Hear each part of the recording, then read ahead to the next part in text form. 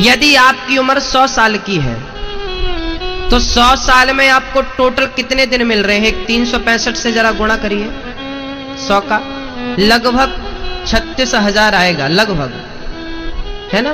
36,500 इतनी आ रहा है, इतनी आ रहा होगा।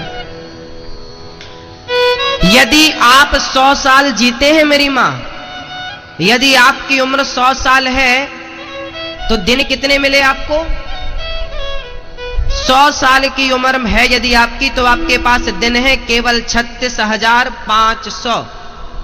और सुबह का सूर्य आते ही आपके जीवन का एक दिन और माइनस हो गया, एक दिन और कम हो गया।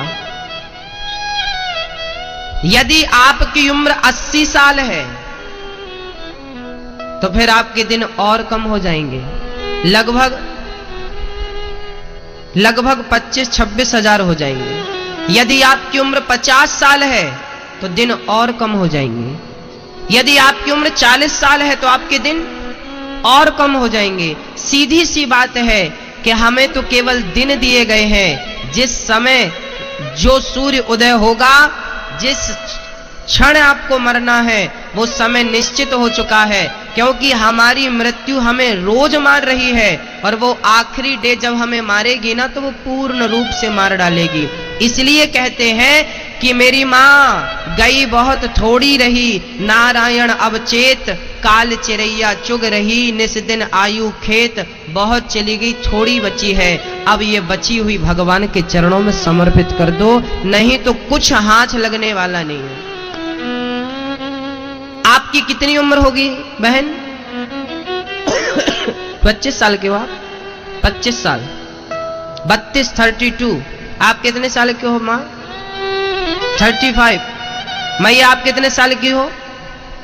55 की, 50 की, 40 की? बोलो मेरी मां आप कितने साल की हो? मां आपसे पूछ रहे हैं, झोला ली हो सामने। हाँ बोलो कितने साल की हो आप? फिर भी 45 की तो होंगी आप। 40 के ऊपर 45 ही होता है, 50 कह लो। यदि आप 50 के हैं तो अब बचे कितने दिन हैं आपके? बहुत कम। हिसाब किताब तो आप बहुत अच्छे से जानते हैं। केवल नोटों का हिसाब ना किया करो, कभी सोने के पहले अपनी उम्र का भी कर लिया करो कि तुम बचे कितने दिन के हो, और जो बचे हो उसमें तुम कर क्या रहे हो। क्या तुम्हारी बची हुई उम्र अब ये करने की, झगड़ा करने की, झूठ फरेब करने की उम्र बची है क्या?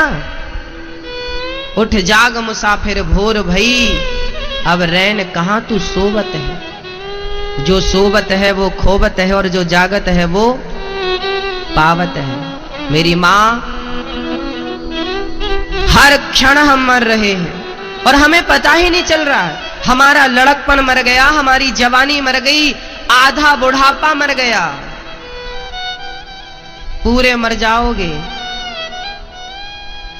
जाग जाओ, उस परम पिता को याद कर लो जिसके घर तुम्हें यहां से जाना है। अच्छा मैया जी आप लोग आए कहां से हैं? उसी के घर से ना आए हैं? आए हैं 25, 50, 100 साल के लिए। वापस जाओगे ना, कुछ तैयारी कर लेना। सुखदेव जी कहते हैं जिसे जल्दी मरना है उसे अपनी नींद का त्याग कर देना चाहिए। निद्रया ह्रियते नक्तम, निद्रया ह्रिये नक्तम व्यवायेन चवावया दिवाचार्चे हया राजन कुटुंब भरणेन वा। जिसे जल्दी मरना है उसे कम सोना चाहिए, ज्यादा से ज्यादा भगवान का चिंतन करना चाहिए, और ज्यादा हाय हाय नहीं करना चाहिए। विधाता जितना दे दे उतने में संतोष रख के सुदामा के पास जितना धन होता था वो उतने में संतुष्ट रह करके और बाकी बचे हुए समय को भगवान के चरणों में अर्पित किया करते थे। वो व्यर्थ की चिंता, व्यर्थ का अपवाद और व्यर्थ का संग्रह नहीं करते थे। आज मैं महाभारत की चर्चा समझ रहा था, उसमें नकुल सहदेव जंगल से लकड़ी काट के ला रहे थे तो वो ज्यादा लकड़ी काट के ले आए। तो धर्मराज युधिष्ठिर ने उन्हें डांटा, क्यों नकुल सहदेव तुमने इतनी सारी लकड़ी जंगल की क्यों काट दी? धर्मराज युधिष्ठिर बोले क्यों काट दी? नकुल सहदेव बोले भैया कल परसों के लिए लगेगी कि नहीं? तो धर्मराज युधिष्ठिर बोले जब कल परसों के लिए लगेगी तो कल परसों फिर ले आएंगे। आज से आज ही कल की चिंता क्यों? आज अच्छे से जी लो, आज का दिन अच्छे से व्यतीत कर लो, जब कल आएगा तो कल की हम सोच लेंगे, कर लेंगे। अब कल की चिंता कर करके हम आज भी बिगाड़ लें और कल तो फिर बिगड़ी है, तो कल की चिंता में आज को ना बिगाड़ा जाए। हाँ, कल जंगल से फिर लकड़ी ले आएंगे हम, मेहनत भी हो जाएगी और जंगल की लकड़ी भी आ जाएगी। यदि हम संग्रह करने लग जाएं कि चलो साल भर के लिए लकड़ियां इकट्ठी कर लेते हैं, तो युधिष्ठिर जी ने कहा कितने सारे पेड़ कट जाएंगे और प्रकृति तो समाप्त हो जाएगी हम लोगों के कारण। एक करोड़पति आदमी था, एक करोड़पति आदमी था, उसने अपने मुनीम से कहा बताओ हमारे पास कितनी दौलत है। मुनीम ने हिसाब करके बताया महाराज सेठ जी आपके पास इतनी दौलत है कि आपकी 8 पीढ़ी बैठी बैठी खाएगी तो खत्म नहीं होगा। तभी सेठ जी की आंखों में आंसू आ गए।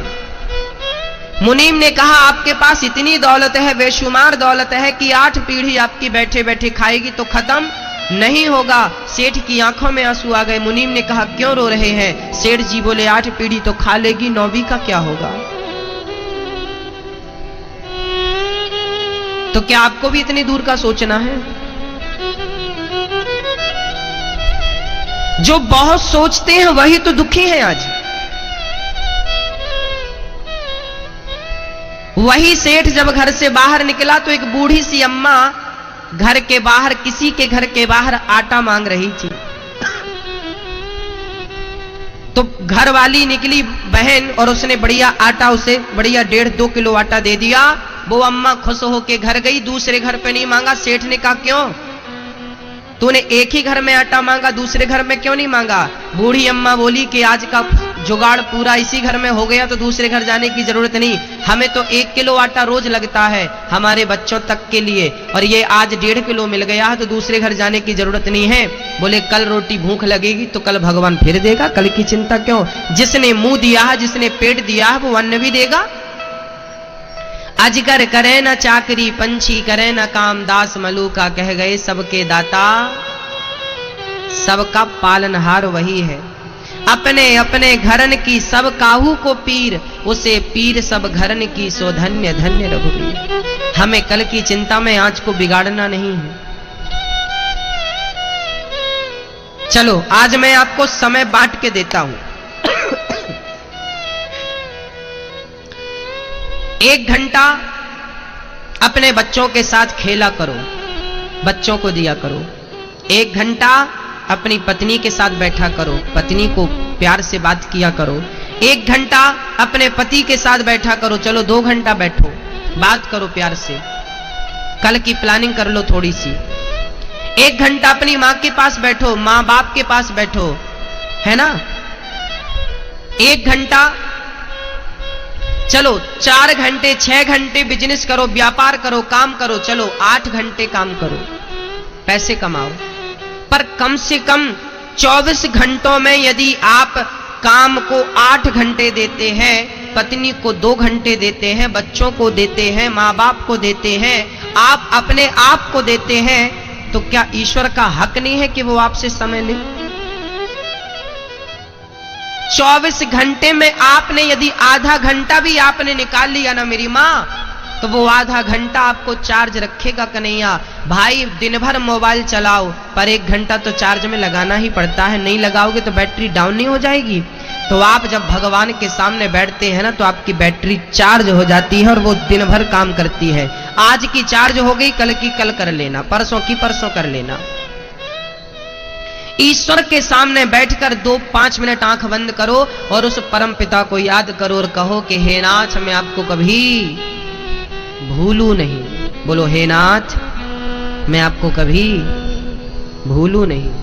हे नाथ मैं आपको कभी भूलू नहीं। हे कृष्ण मैं आपको कभी भूलू नहीं।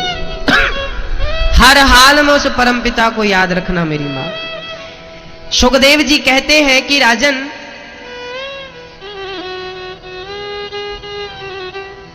तस्मात् भारत सर्वात्मा भगवान ईश्वरो हरि श्रोतव्यः कीर्तितव्यश्च स्मर्तव्यश्चेच्छिता भयम्।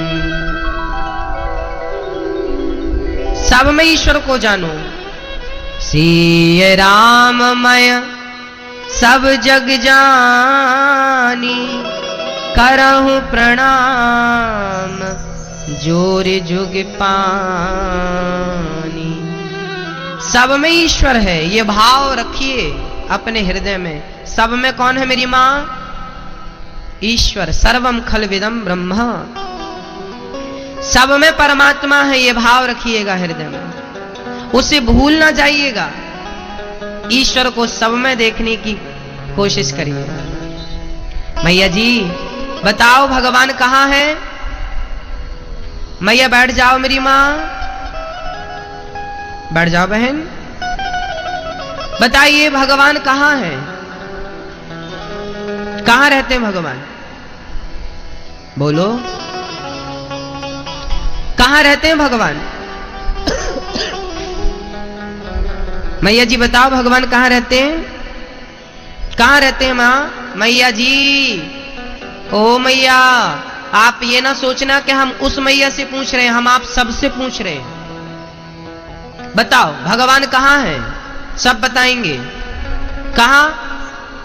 हृदय में, यहां? तो चलो एक्सरे करा लेते हैं। होंगे तो आएंगे, एक्सरे में बैठे आएंगे ऐसे। राधा कृष्ण सीताराम आएंगे? आएंगे नहीं। भगवान कहां है? बोले भगवान दिल में नहीं है। लोग कहते हैं भगवान दिल में है। दिल विल में भगवान नहीं रहते। दिल तो बेचारा इतना सा है, भगवान इतने विराट हैं, वो यहां कहां बैठ पाएंगे? अड़ोर अणियान महतो महियान। परमात्मा बड़े से बड़ा भी है और छोटे से छोटा भी है। भगवान दिल में नहीं है मेरी मां, और भगवान मंदिर में भी नहीं है, और भगवान तीर्थों में भी नहीं है, और भगवान कण कण में भी नहीं है। अब बताओ कहां है? आसमान में, हवा में, ऑक्सीजन में? हमने बोला था ना, हमने जो बोला था वो तब दूसरी बात के लिए बोला था, आज दूसरी बात के लिए बोल रहे हैं।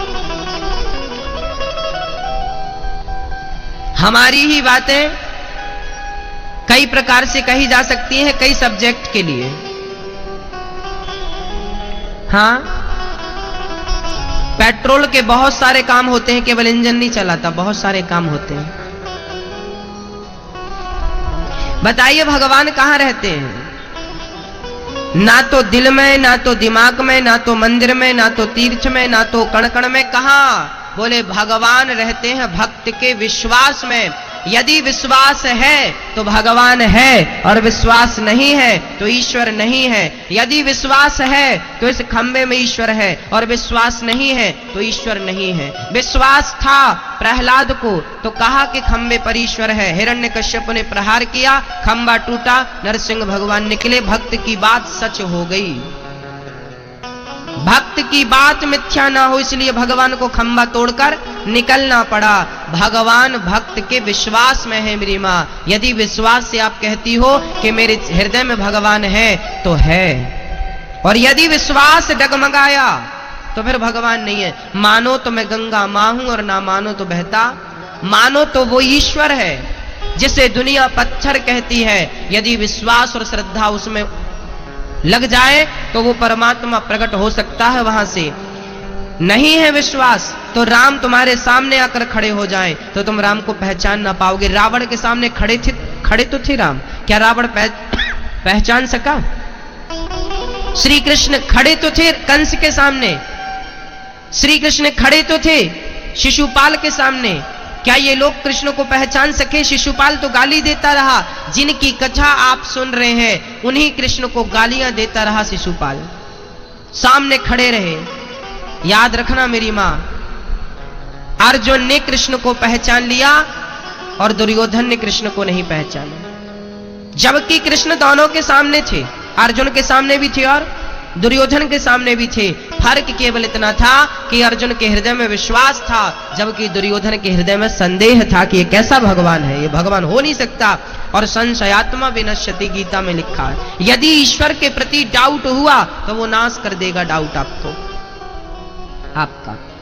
इसलिए ये ईश्वर जो सब्जेक्ट है ना, ये डाउट का सब्जेक्ट, संदेह का सब्जेक्ट नहीं है, ये तो रियल है, ये विश्वास का, कॉन्फिडेंस का सब्जेक्ट। यदि विश्वास है, मंत्र जाप मम दृढ़ विश्वासा, पंचम भजन सुवेद प्रकाशा। तो ईश्वर कहां है मेरी मां?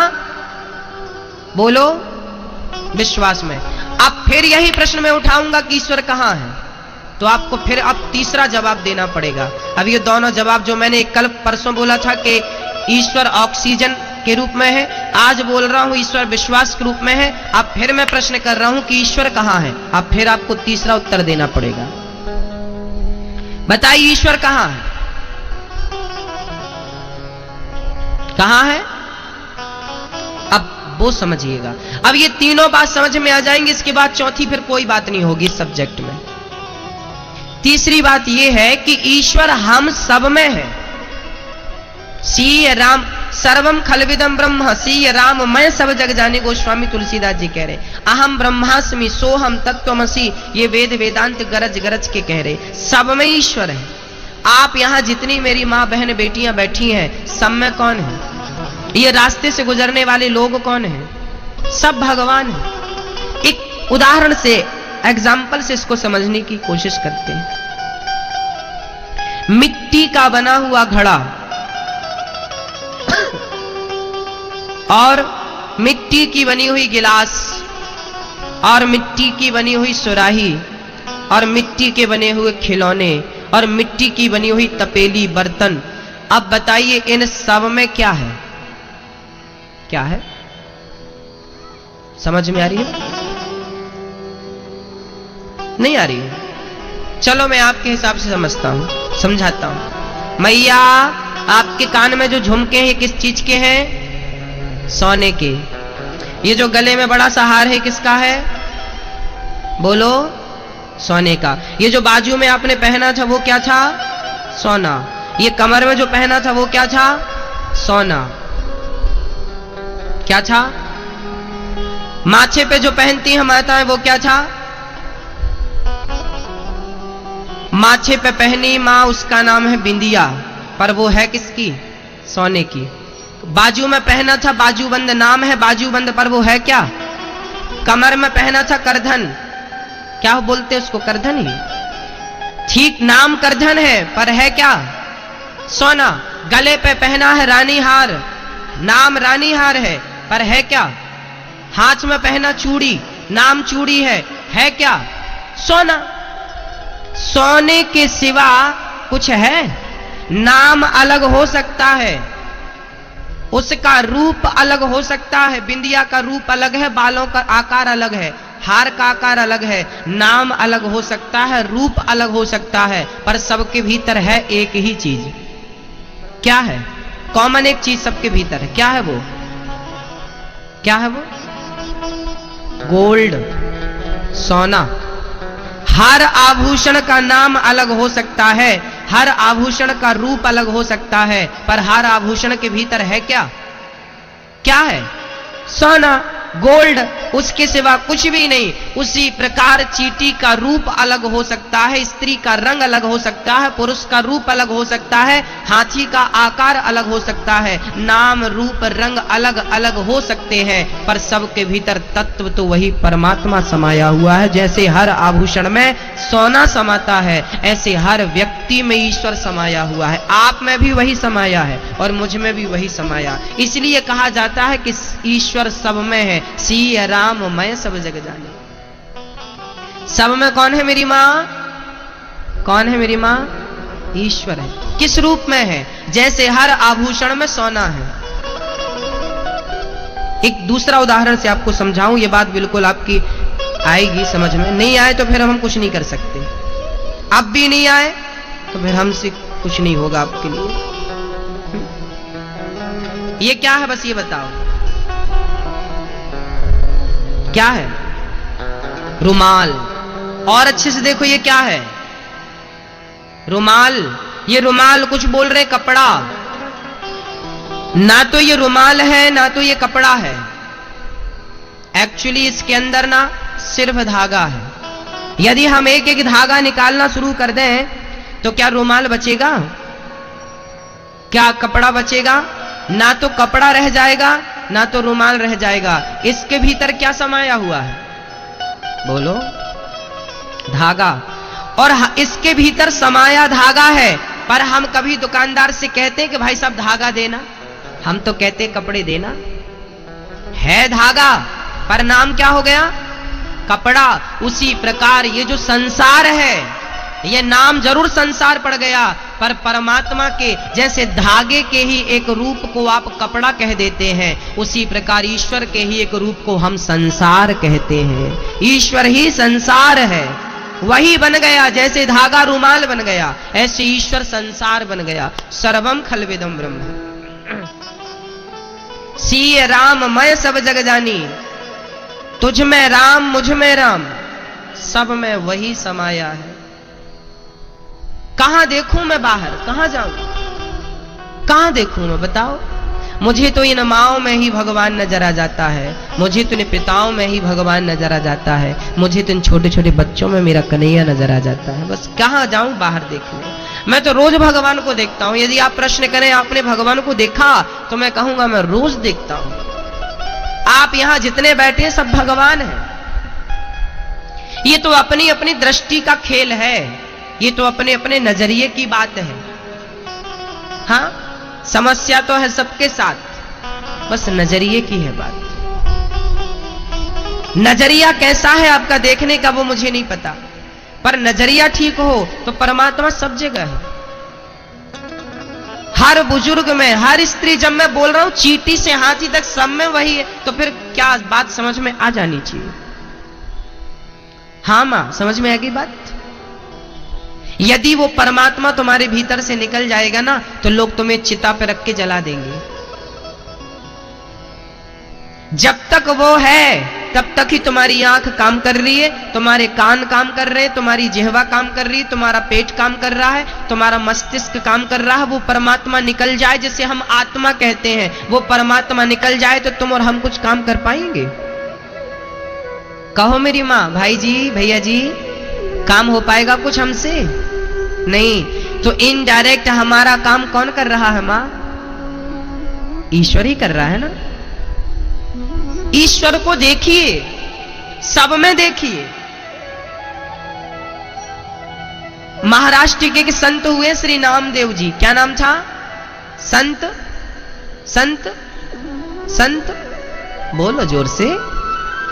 संतों का नाम लेने से ना वाणी पवित्र हुआ करती है। संत नामदेव जी, संत नामदेव जी महाराष्ट्र के बड़े प्रखर संत थे।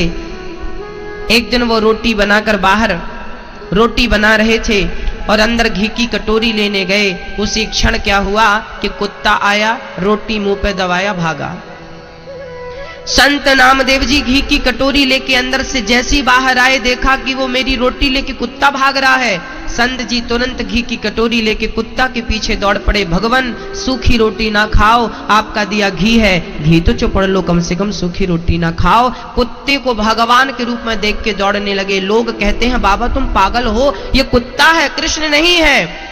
तब नामदेव जी ने कहा कि तुम्हें कुत्ता दिख रहा होगा, पर मैंने रोटियां तो विट्ठल नाथ के लिए रखी थी। मेरा विट्ठल ही इस रूप में आके मेरी रोटियों का भोग लगाना चाह रहा है। ना जाने किस रूप में, आगे आप बोलेंगे, ना जाने किस रूप में।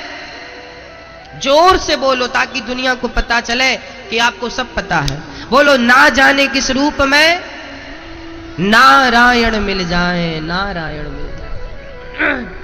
ना जाने किस रूप में नारायण मिल जाए।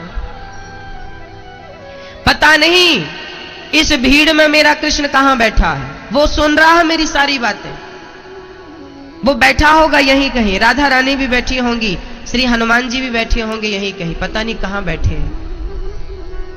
ना जाने किस रूप में नारायण मिल जाए, पता नहीं बूढ़ी मां के रूप में आ जाए। आज हम महाभारत की चर्चा में पढ़ रहे थे, देख रहे थे कि 12 वर्ष का जब वनवास था श्री पांचों पांडवों का, तो भीम भैया जा रहे थे, तो हनुमान जी मिल गए थे बंदर के रूप में। बाली भैया जा रहे थे खिंच करके, 10,000 हाथियों का बल था, अहंकार में बलशाली। हनुमान जी की पूंछ रास्ते में पड़ी थी, भीम भैया आए, ए बानर, जानता नहीं मैं कौन हूं, भीम नाम है, 10,000 हाथियों का बल रखता हूं। हनुमान जी बंदर के साधारण रूप में थे, सो रहे थे, बोल पड़े बाली जी, भीम भैया बोल पड़े, ए भाई पूंछ हटा अपनी। हनुमान जी बोले, भैया बूढ़ा हो गया हूं, अब पूंछ मुछ हिलाने की हिम्मत तो बची नहीं, तुम एक काम करो, उठा के पूंछ किनारी कर दो। भीम भैया बोले, अभी करता हूं। भीम भैया ने एक हाथ से पूंछ उठाई, हिली नहीं, दोनों हाथ से पकड़ी, पसीने छूट गए भीम भैया के, पूरा जोर लगा दिया। 10,000 हाथियों का बल जिस भीम के पास था, आज वो भीम बंदर की पूंछ नहीं हिला सका। तुरंत भीम भैया चरणों में गिर पड़े, आप कोई साधारण बानर नहीं है। तब हनुमान जी ने प्रकट होकर दर्शन दिया कि देखो, मैं किसी भी रूप में तुम्हें कभी भी दर्शन दे सकता हूं, अहंकार ना रखना, बड़ों का अनादर ना करना। तुमने मुझे बंदर समझ के मुझे दुत्कार दिया था, और मैं था हनुमान, मेरी मां, जिन्हें आप दुत्कार रहे हैं, हो सकता वही भगवान हो, और वो भगवान के रूप में आपके सामने, और आप दुत्कार, चलो भाग जाओ यहां। ना जाने किस रूप में नारायण मिल जाए। कभी भगवान आएंगे तुम्हारे घर तो बंसी बजाते थोड़ी आ जाएंगे, हाँ? आएंगे, पहचानना आपको पड़ेगा।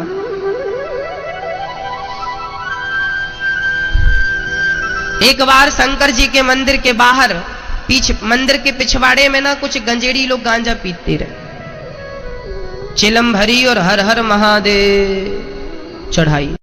अच्छा, गंजेड़ी लोग ना शंकर जी को बहुत बदनाम कर रहे हैं।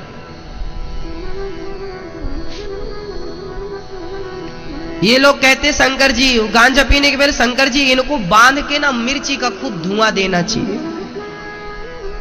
उल्टा लटका के, और इनसे पूछो कि तुमने कहां पढ़ लिया कि शंकर जी गांजा पीते थे। सनातन धर्म के बताओ, भगवान को इन लोगों ने गंजेड़ी बना दिया।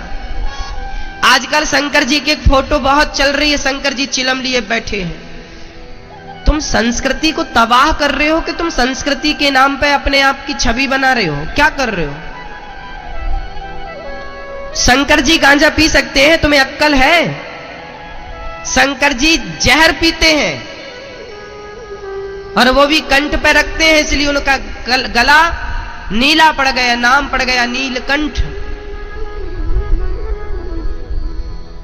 शंकर जी गांजा नहीं पीते और ना तो भांग पीते हैं। कहां लिखा, बता दो, हम जीवन तुम्हारी सेवा करेंगे। बदनाम भगवान को तुम कर रहे हो, अक्कल नहीं है, हम क्या कहें।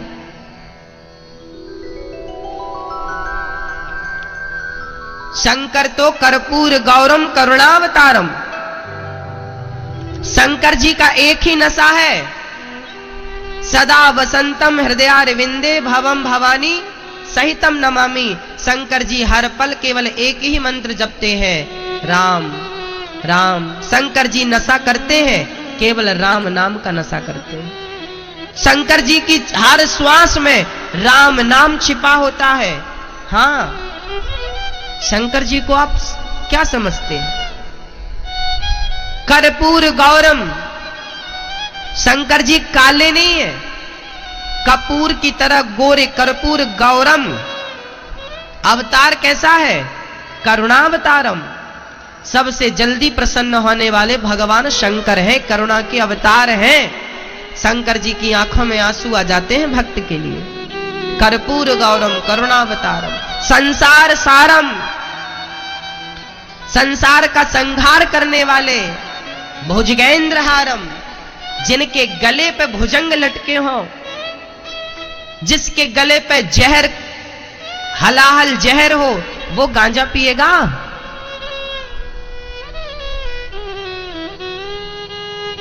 कर्पूर गौरम करुणावतारम संसार सारम भुजगेंद्र, भुजगेंद्र मतलब सांप, भुजंग भुजगेंद्र हारम, जिसका सांप ही हार बना हो, माला बना हो, भुजगेंद्र हारम सदा वसंतम, जिसके हृदय में सदा बसते हो, सदा वसंतम कौन?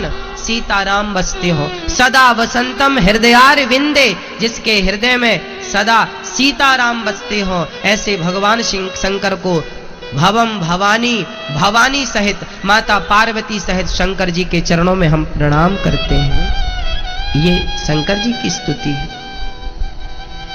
ऐसे शंकर जी को आपने गंजेड़ी बना दिया, भंगेड़ी बना दिया, गलत बात है।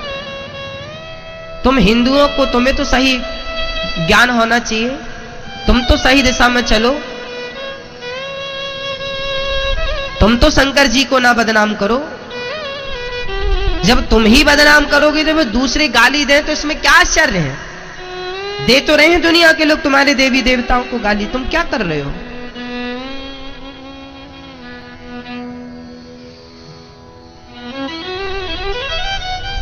हम हिंदुओं को ना सही ज्ञान नहीं है अपनी संस्कृति का, अपने देवी देवताओं के पीछे के किसी भी सिद्धांत का पता नहीं है।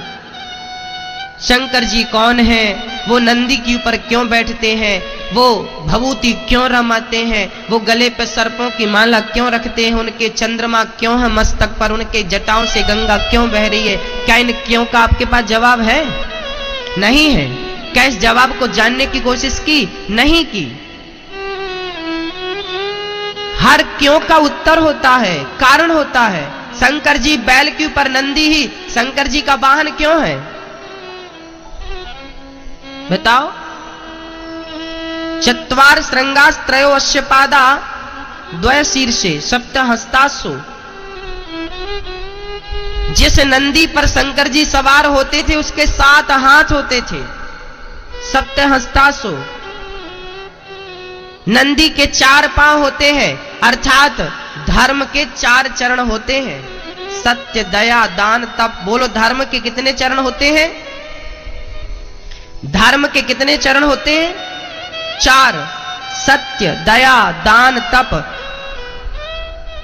जो नंदी होता है ना, वो धर्म का स्वरूप होता है। नंदी किसका स्वरूप है? बोलो। नंदी किसका प्रतीक है? बोलो। धर्म का प्रतीक है। और धर्म के चरण कितने हैं? 4, सत्य दया दान तप।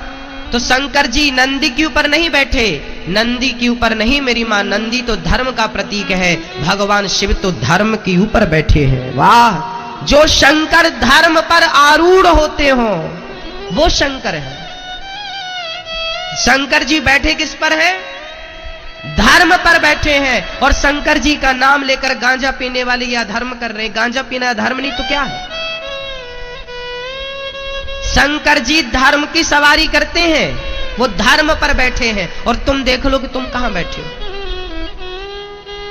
तुम कितनी बार झूठ बोलते हो, कितना कुछ क्या क्या करते हो। श्रावण का महीना आता है, महाकालेश्वर मंदिर में लोग दूध चढ़ाते हैं।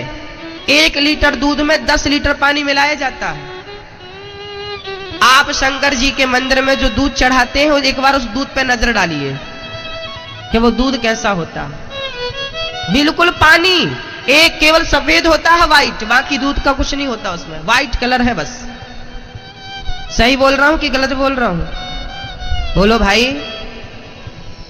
1 लीटर दूध में 10 लीटर पानी मिलता कि नहीं? 10 रुपए का 1 लोटा दूध मिलता है वहां शंकर जी के लिए। बता 10 रुपए में 1 लोटा दूध मिलता कहीं?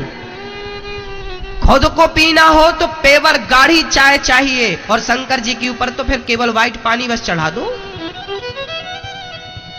और उस पानी को चढ़ाने में भी भारत की मीडिया ने पिक्चर बना डाली कि तुम शंकर जी पे दूध क्यों चढ़ाते हो। एक पिक्चर बनी थी, ओ माई गॉड।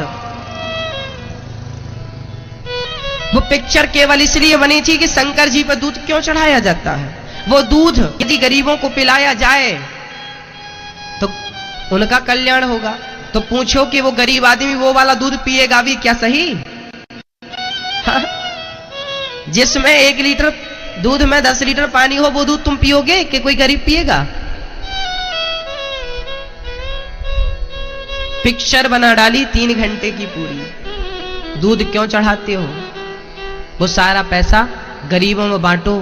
मैं बिल्कुल सहमत हूं पिक्चर के इस तर्क से तो सहमत हूं, परंतु इस तर्क के पीछे भी एक तर्क मेरा है। तर्क क्या है? पिक्चर बनाकर उन्होंने कहा कि दूध चढ़ाने से कोई फायदा नहीं, दूध बहता है, नाली पे जाता है, उसका कोई सेंस नहीं है। बात बिल्कुल सच्ची है, मिथ्या नहीं है। परंतु दूसरी चीज यह भी है कि प्रत्येक प्राणी की अपनी श्रद्धा है और स्वतंत्रता है। आप किसी की श्रद्धा पर, किसी की स्वतंत्रता पर ठेस बिल्कुल ना पहुंचाएं।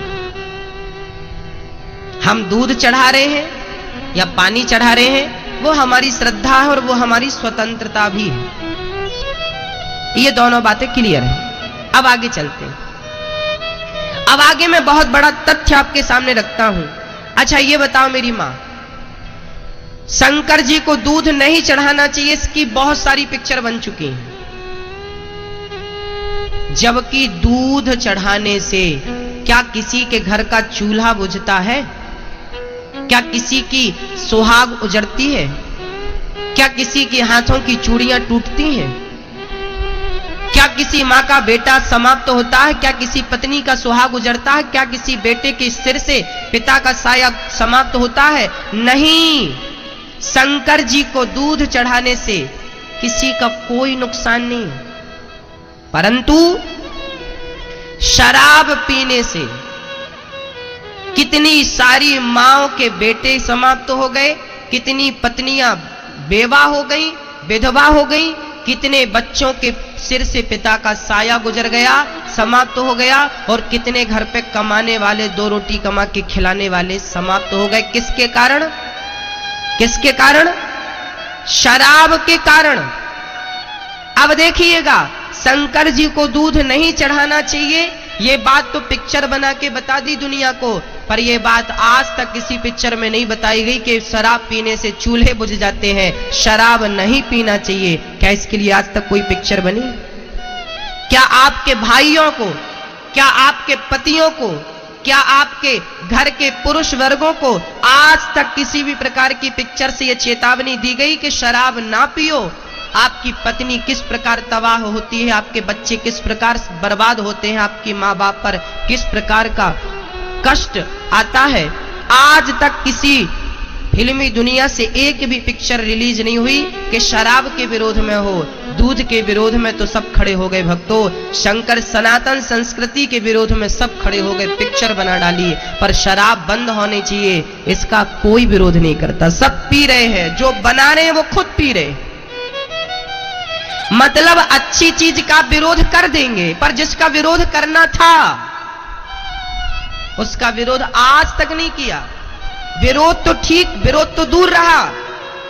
पिक्चरों में गाने बनते हैं कि मुझे पीने का शौक नहीं, पीता हूं गम भुलाने के लिए।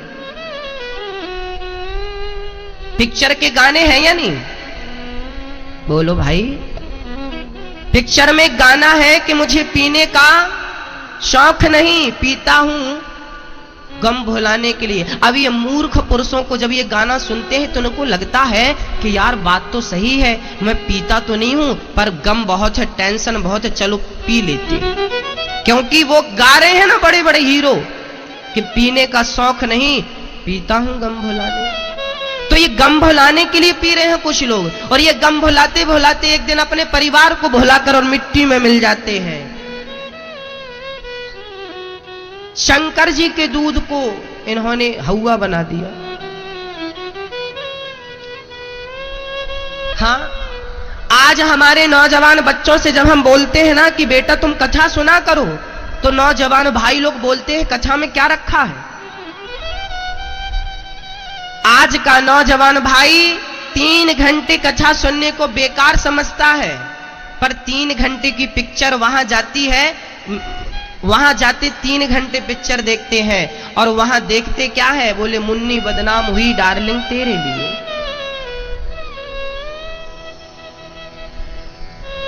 तीन घंटे जब वो मुन्नी को देखते हैं और शीला की जवानी देखते हैं, तब उनको लगता है कि हमारे 3 घंटे का सदुपयोग हो गया, और जब वो 3 घंटे की कथा सुनते हैं तो उन्हें लगता है कि हमारे 3 घंटे बेकार चले गए।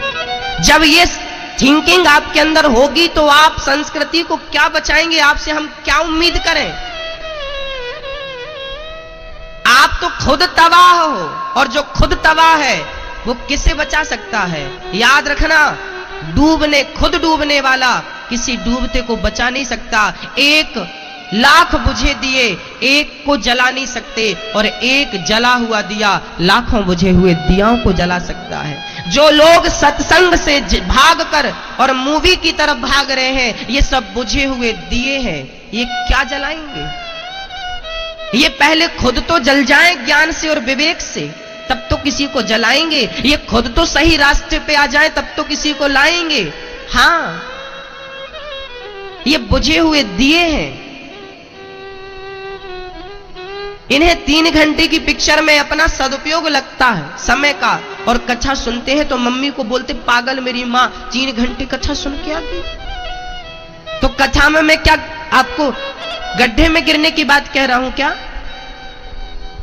मैं आपके चरित्र निर्माण की बात करूं तो मैं गलत हूं, मैं ढोंगी बाबा हूं।